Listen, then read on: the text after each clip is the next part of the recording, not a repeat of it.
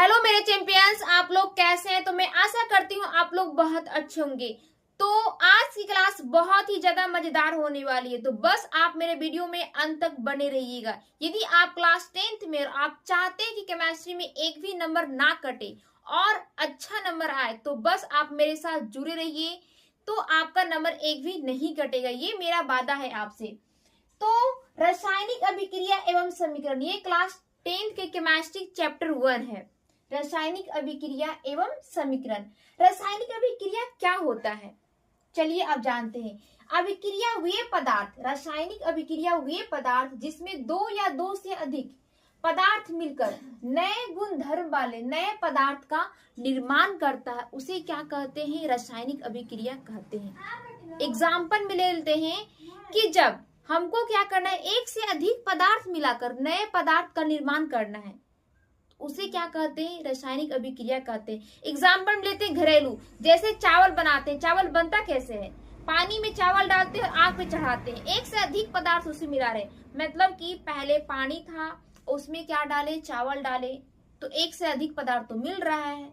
तो यहाँ पे क्या बन रहा कि एक से अधिक पदार्थ मिलकर नए गुण धर्म वाला क्या हुआ कि चावल का, वहां पे चावल से क्या बन रहा है? भात बन रहा है, तो उसे क्या कहेंगे? रासायनिक अभिक्रिया कहेंगे। यहाँ पे देखिए H2, H2 क्या है? ये भी गैस है, और O2 भी क्या है? गैस है। H2 प्लस O2, जब एक पदार्थ दूसरे पदार्थ से मिलकर नए गुण धर्म वाले नया पदार्थ का निर्माण क्या हुआ? H2O।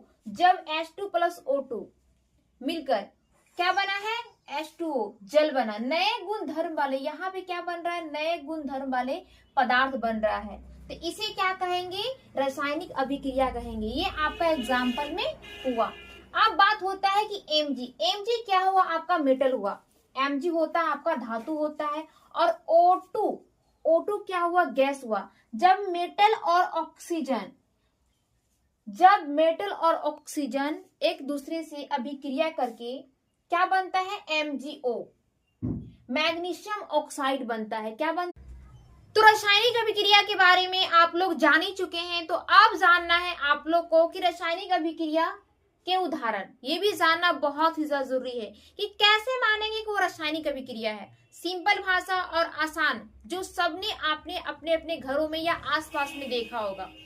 जैसे मोमबत्ती का जलना, यदि हम मोमबत्ती को जब जलाते हैं तो मोमबत्ती जलता है और पिघलता है, तो वो एक प्रकार का रासायनिक अभिक्रिया का उदाहरण हुआ आपका।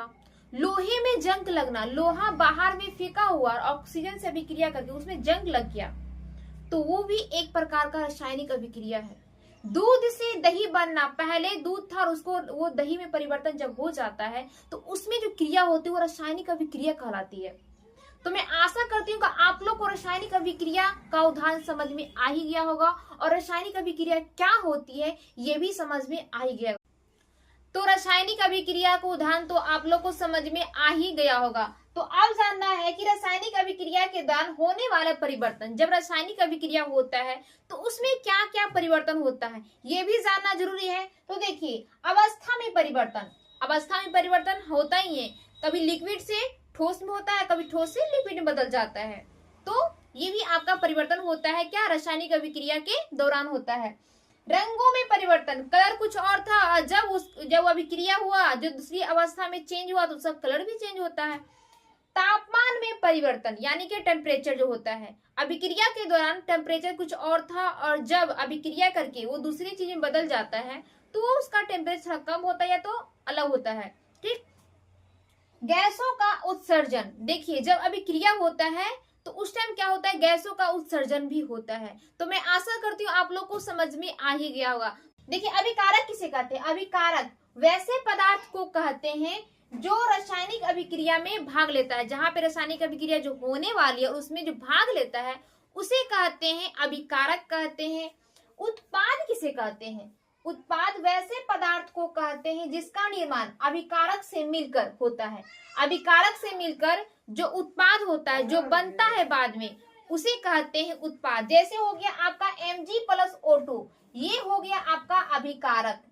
लेकिन MgO जो मैग्नीशियम ऑक्साइड बना, ये हुआ आपका उत्पाद ये हुआ आपका, और ये हुआ Mg प्लस O2, ये हुआ आपका अभिकारक। अभिकारक, ये हुआ आपका अभिकारक।